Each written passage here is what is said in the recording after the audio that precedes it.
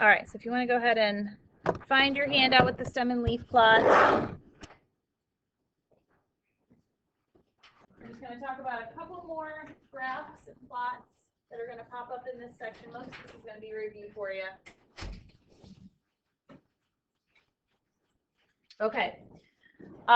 So first type of plot that we're going to talk about today is a dot plot. A dot plot is a number line that just has dots or X's or some sort of symbol above it. And each data number can create this little column if there's several of each of those in the data set. Again, notice we're counting by the same increment all the way across my number line, and it's labeled with whatever it represents. Okay, in this case, those dots represent number of text messages sent. So you could look at this and say, how many people had 76 text messages sent? And the answer would be maybe 3, okay, because there's 3 dots approximately where 76 is located at. Down below is a pie chart. A pie chart represents percentages that fall into categories. It usually represents qualitative data, so colors, sizes. Here it's contents of a pop song, okay, things that we in most cases aren't going to be able to order, but just categories we fall into. We can see it done with quantitative data also, like each pie segment might represent a range of data. It might be people that have between 10 and 20 text messages. That might be a pie piece, and between 20 and 30 might be a pie piece, so something like that. This is going to be one of the first things we do on your paper. We're going to figure out how big to make each pie segment if we're making a pie chart.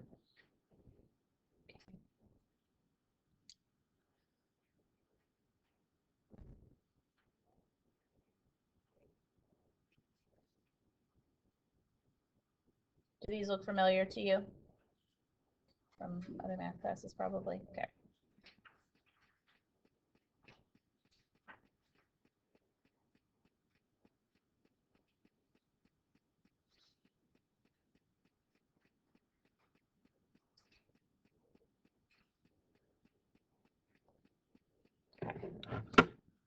All right, so I think the next slide is on the back of your handout from Friday. Pretty sure. You guys have this on there? Yeah, okay. All right, so example says the numbers of earned degrees conferred in thousands in 2014 are shown in the table below. Use a pie chart to organize this data. And I put a little kind of hint to the side about what we're going to be doing. So to find the angle that you're going to make that's going to create each pie piece for each degree earned here, you're going to find the relative frequency first. So that's review from the last section. Relative frequency is where we take the frequency F of that category and divide by N, the number of total data values in our set. Okay, so we're going to find that relative frequency. The relative frequency represents the percent of data that falls in that category. Then we're going to multiply it by 360 because there are 360 degrees in a circle, and that's going to tell me how many degrees approximately my pie piece is going to be when I create it. And ultimately at the end, all of my angles should sum up to 360 degrees to create my full pie piece. Okay, so the first thing we have to do here is we need to figure out how many total degrees we have. So we're just going to add up that column real quick. 1003, 1870, 754, and 178. And I get 3805. Okay. Now for each category, we're going to take the frequency of that category and divide by 3805. And we'll just round it to a few decimal places. So 1003 divided by 3805 gives me, to 3 decimal places, we'll say 0.264. Come on, there it goes. And then in your calculator, if you want to right now, you can take that number, multiply by 360, and I'll just round to the nearest degree. I get 94.89. So when I multiply by 360, I get 95 degrees is going to be the associate's degrees. Okay, and then we're just going to finish that for the remaining rows there. So 1870 divided by 3805 gives me 0.491 multiplied by 360, and to the nearest degree it's 177 degrees. Master's degree, 754 over 3805 gives me 0.198 multiplied by 360, to the nearest degree, 71 degrees, and 178 over 3805, 0.047 times 360 to the nearest degree is 17 degrees. And if you add those up, you might be, because of rounding, at 359 or 361, you might be off by a degree at the end. That's okay. Same thing with your relative frequencies. If you want to check those represent percentages. So the sum at the very end of that column should be a 1, representing 100% of your data. Okay, once you have the central angle for all of your pieces, I think I can bring up a shape here maybe. I don't know. See if it'll draw a circle for me. There we go. Perfect. Okay, you can create those central angles and make your chart. So you can pick wherever you want it to start. I'm just going to draw a radius somewhere like that. Okay. And then associates degrees are 95 degrees. So 90 degrees would be if I draw a vertical line up. So I'm just going to make it slightly to the left of where that vertical line would be, maybe somewhere like there. Okay, and that would be, I'll label my piece associates degrees.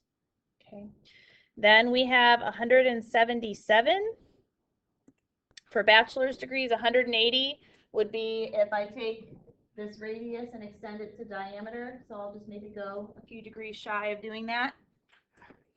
Just approximating these the best I can here. And that would be my bachelor's degrees.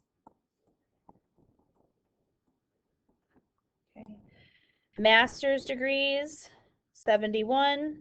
Again, approximate it the best you can. If you wanted to get finicky with it, you could always get like a protractor out and do all those measurements and things. I'm going to say maybe right about there would be my master's. And then the last one is the doctoral degrees.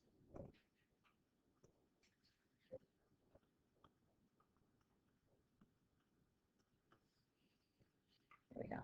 Okay, and then we'll label it earned degrees in 2014.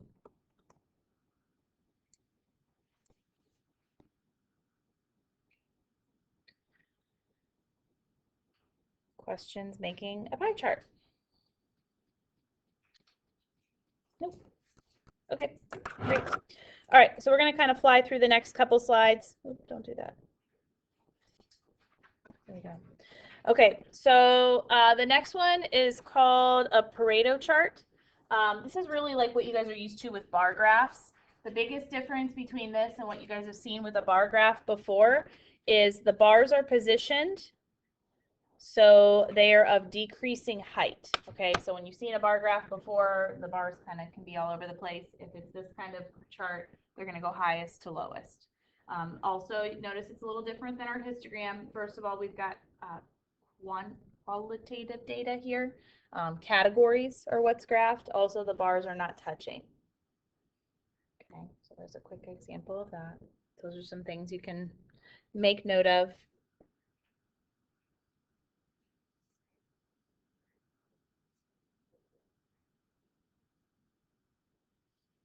So qualitative data, bars don't touch, bars are decreasing in height from left to right.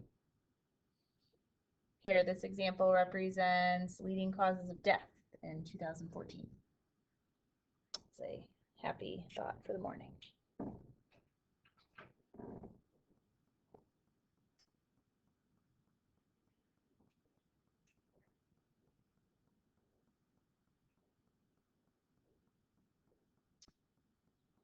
Okay.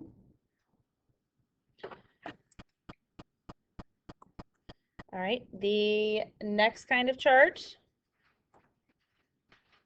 is they call it a scatter diagram. It's a scatter plot. You guys have done these a lot, probably in like Algebra 2, college algebra, maybe even Algebra 1 you guys did these. So these are probably the one that we're most familiar with, right? Our x-axis and our y-axis represent quantitative data, and wherever we see a dot or an x or a square or whatever symbol they're choosing to use represents a coordinate pair of some kind, an x and a y that go together.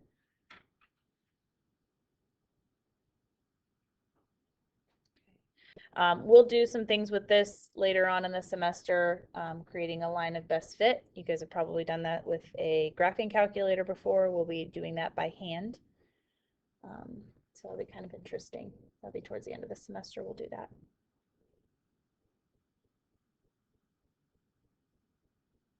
Okay. All right. We'll just kind of jump over that. You guys know your scatter plot stuff. Okay, next type of plot is a time series chart, often called a line graph. Okay, so it's kind of like a scatter plot, but all of our data values are connected from left to right. So it shows a general trend in the data. Here, the table lists the number of motor vehicle thefts in millions and burglaries in millions for the U.S. 2005 to 2015.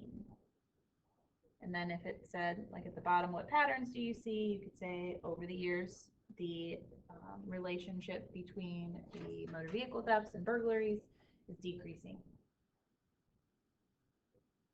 You have to get see what those explanations. Okay. All right, so time series charts or line graph, whatever you want to call it. All right, this is the last slide you guys have on your paper. So I've got a couple different graphs here. There's two stem and leaf plots and there's two dot plots. At the bottom is what each of these plots represents, and you guys need to use the numbers that you see in the charts, and the keys can probably help you as well, to figure out which description matches which graph.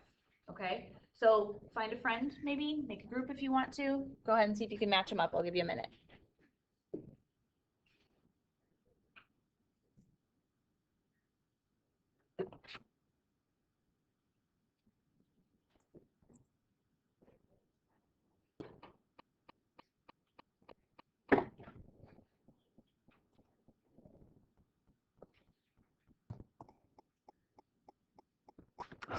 All right, let's check your answers.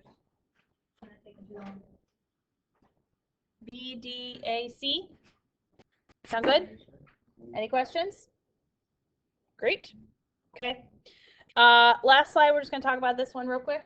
So I've got an example of one of our bar graphs here, and actually that's a bar graph as well. They just use barrels to represent the bars.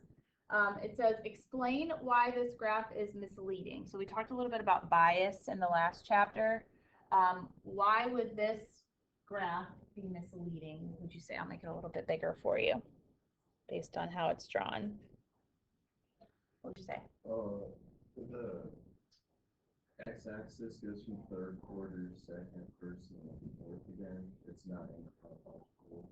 Okay. Yeah, so the graph is drawn correctly, right? The bars are supposed to be decreasing, but it's not an appropriate graph for this data, because if you were to look at this, if you kind of skimmed over that, you would say, well, their sales are decreasing. But that's probably not what's happening, right? When you start looking at, well, first quarter, it was about 100, and second quarter, it actually went up, and third quarter, it went up. So really, fourth quarter, they had a bad quarter, but overall, the sales are not decreasing. So it's just not an appropriate graph for that type of information. What about the second one over there? What's misleading about that one?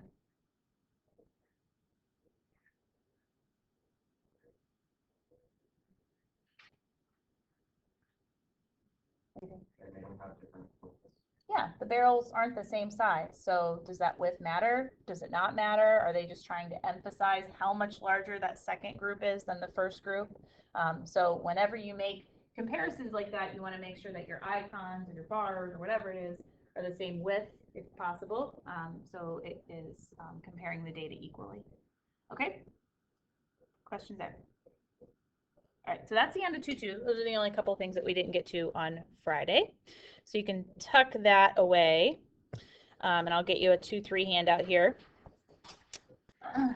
Reminder about homework deadlines. Let's see our new calendar here. So 2-1 you guys had done already. 2-2 is due tonight, right? Yeah, 2-2 is due tonight. Yes, you're good on that one. That'll be a nice little quick one. It shouldn't be crazy like the last one with the ordering data. Only thing that might take a minute is a couple of the stem and leaf plots, but it'll be matching, so it won't be too bad. Okay, so I'm gonna give you a handout for this one. And we'll see what we get through. Actually, I might let you try a couple of these slides on your own to start first. So when we say measures of central tendency, probably what you are most familiar with when we talk about statistics in the real world is like mean, median, mode, averages, right? Those are all measures of central tendency. So that's what's in this section. So, yeah, I think I'm going to let you guys try a few of these just to kind of see what you can do on your own, what you know already. Then we'll run through them together. Okay. So, on your handout,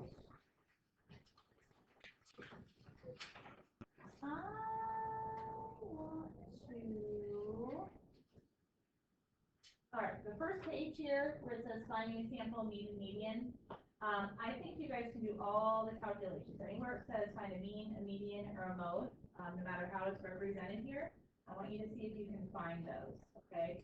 Be careful on the bottom left, that is a frequency table. So when it says 1, 380, that means in your data set there's 380. Or when it says 290, that means there's 2 90s in your data set, okay? So for the 4 on the first page, I want you to, why don't you guys work together? Please. Okay, let's do like a group of 4 here. You guys want to work together? Let's do a group of, how about my 4 singletons? You guys make group, and then 1, 2, 3 over there. Okay? All right, so go ahead and get together. Try to find all the calculations for that first page. If you want to try answering which measure of central tendency, meaning mean, median, mode, describes it best, you can go ahead and make that leap as well. I'll give you some time to work, and then we'll come back together and chat about them. Let's see what we remember about these. Means are average, median's in the middle, mode is the most often occurring.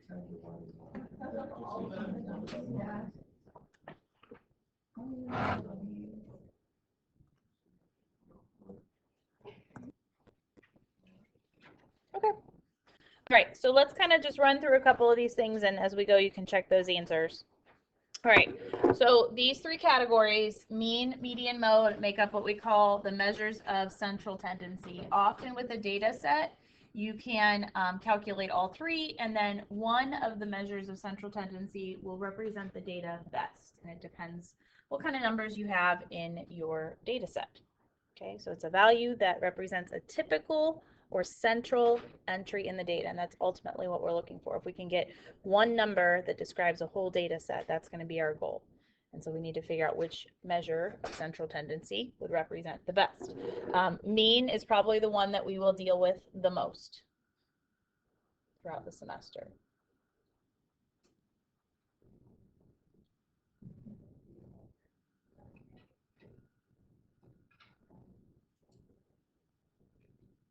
Okay.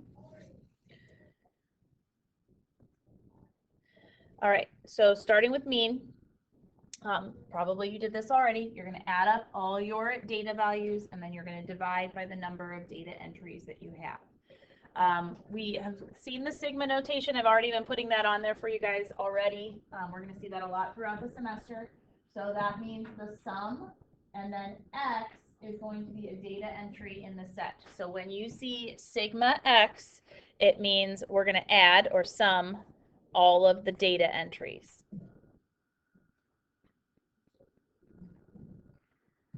Other formulas that you're going to see, and these are ones that are going to show up at the end of that packet that I gave you. You might see them in Math Excel if you're using like the help me solve this, that sort of stuff.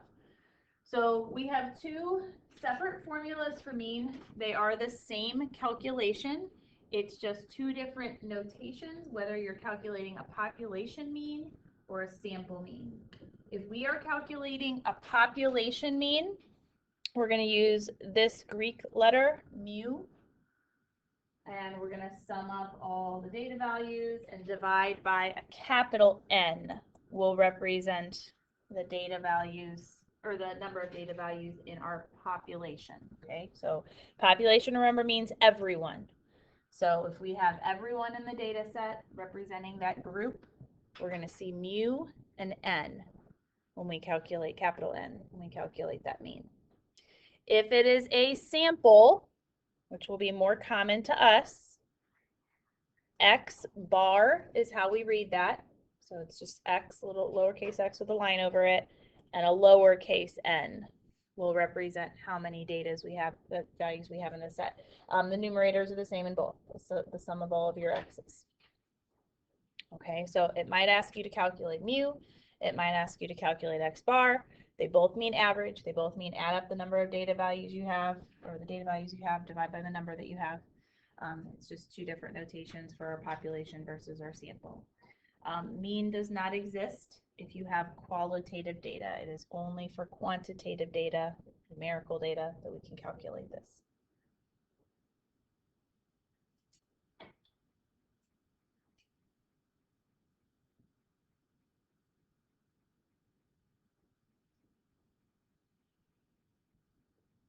Okay. All right. Median is the value that lies in the middle of the data. It is helpful to order your data first. So that's something that you guys could do in your spreadsheet like we practiced on Friday. If you have an odd number of entries, odd number of data values, your median is just going to be the guy that's in the middle. If you have an even number, there's going to be 2 in the middle. So you find the mean of those 2 middle values. So that happened in a couple of the ones you did. Hopefully you did that. Maybe we're going to find out. If there's 2 data values in the middle, you take those, add them up, divide by 2. The middle of those, or the average of those, or the mean of those is the median of the set.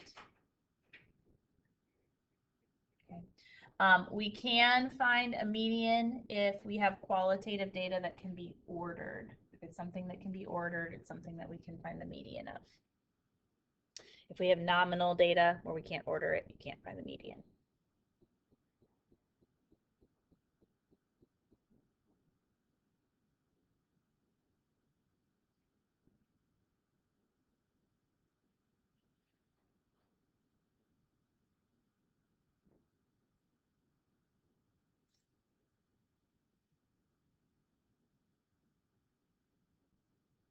Okay. All right, so this was the first one on your handout. Let's see how you did.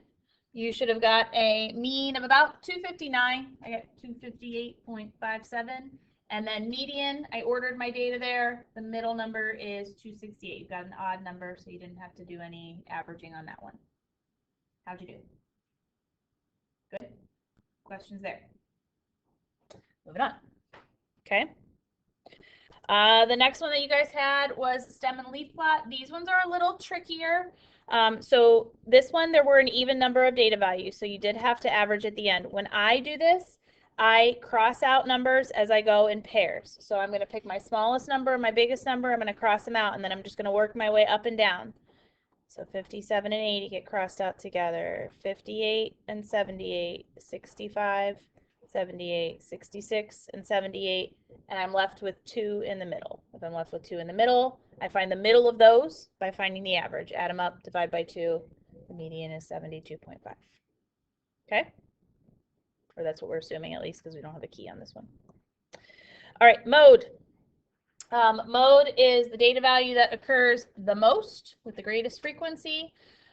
If no entry is repeated, so these are the special cases, we say that there is no mode. If 2 entries, that's spelled wrong, occur with the same number of times, the same greatest frequency, we use the word bimodal. You can have multiple modes, more than 2 even. You could be trimodal, for example, where we don't even have to get fancy with it. We could just say there's 4 modes or 5 modes or whatever. Okay, but whatever occurs the most would be the mode. So in this little graphic at the bottom, we've got a dot plot. It looks like 10 minutes to eat breakfast would be the mode of that data. That's the category or the number that has the highest frequency.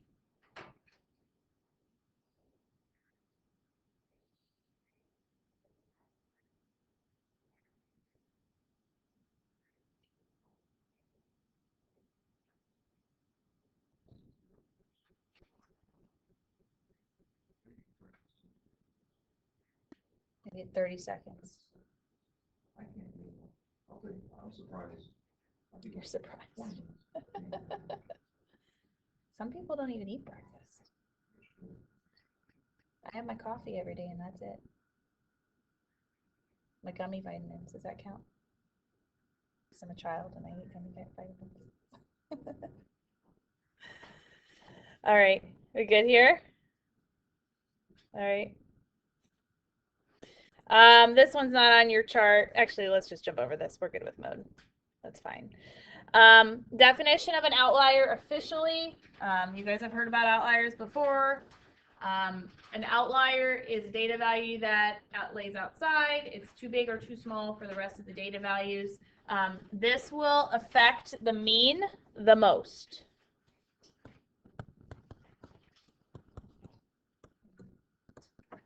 Out of those three measures of central tendency. Okay. If we have an outlier that's too large for our data set, our mean is going to be much larger than our median or mode. If we have a data value that's too small for our data set, our mean will be smaller than our median and mode. Okay, so here's some examples of what an outlier could look like in our various plots. So in our scatter plot, you've got like kind of a line of best fit that's covering most of our data values, and then we've got this outlier that's nowhere near that line. A box and whisker plot that we'll talk about later on, that's in section 2.5 officially, but you guys have seen those before. We might have like a really long whisker actually, and that would show us that we have an outlier. Or if you see like a dot plot or a histogram where there's a big gap, that shows us that we have an outlier in one direction or another, but it could be too big and it could be too small.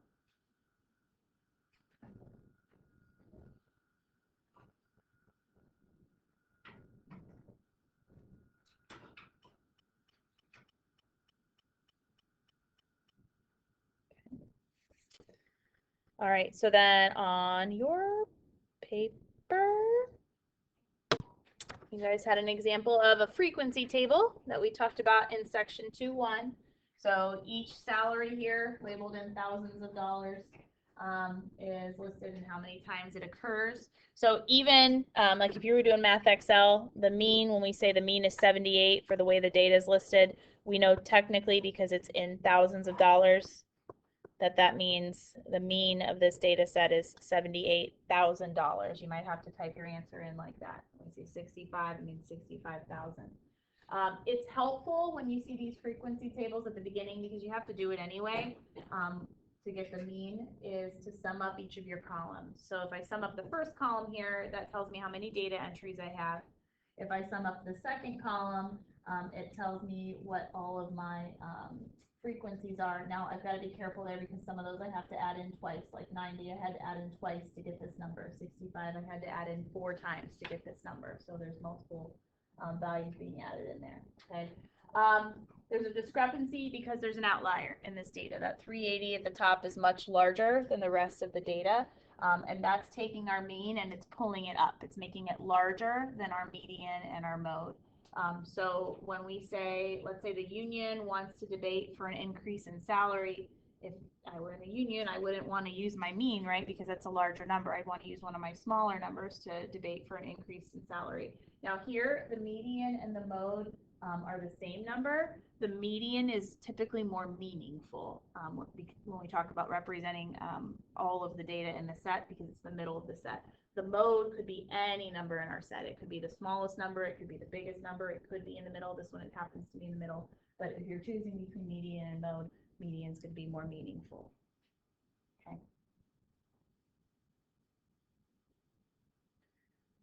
Questions on that one? Okay. And then this is the last one that you guys had. Okay, so here we just have a chart of data. It's ages of people in a class. We do have an outlier at 65. We'll be able to officially calculate whether we have an outlier or not when we get to section 2.5. There'll be a formula that we use to like prove that it's an outlier, but for right now we're just looking at it and saying that doesn't really fit with the data, so we're going to call it an outlier. Mean, add them up, divide by 20. There are 20 people in the class. Median, there end up being 2 in the middle. You can use kind of the cross out technique like the stem and leaf plot on this one if you want to, but once you get the 2 in the middle, add them up and divide by 2, and then the mode here is 20. Out of these 3, the mean is being pulled up because we have an outlier, so probably not a good representation. The mode here represents the lowest age in the class. So again, the median is, out of these 3, the best statistic that would represent this data set. It's not always the median. It just depends what kind of numbers you have, but in the last 2 examples, it happens to be that. Okay. Questions there? All right, I think we're going to stop there for today. The back side of this, weighted means, we'll do that tomorrow, and then we'll maybe start a little bit with 2.4 also, okay? All right, so tonight, just make sure you're finishing up your 2.2 Math Excel is your goal.